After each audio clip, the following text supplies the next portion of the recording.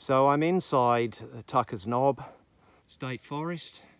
This is an original Tallowwood tree on the State Forest side of the boundary. This is the plantation logging, and I found my first serious breach of the Australian Forestry Standard. Here is an offspring of that grandmother tree, a Tallowwood.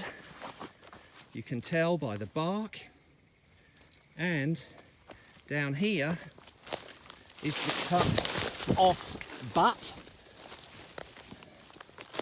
I've counted the rings. There are over 65 in this. This tree existed before this plantation existed. And here is the log itself.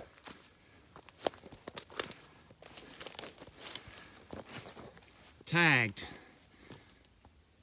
to go into the Australian Forestry Standard supply chain and timber market to be sold as certified plantation timber.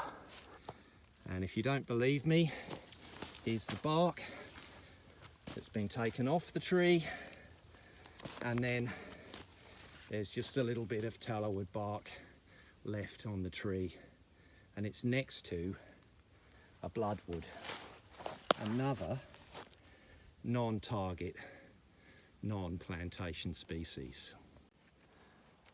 And here's the second breach of the Australian Forestry Standard.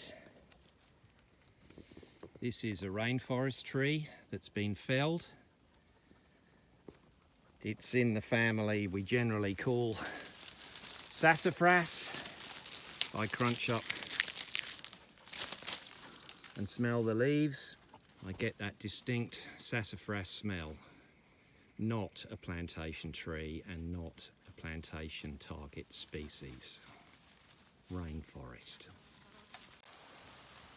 And then every now and then you stumble on a forest giant, and here it is, a huge bloodwood inside the plantation polygon and surrounded by rainforest, brush box, and then further up the hill, really nice remnant flooded gum.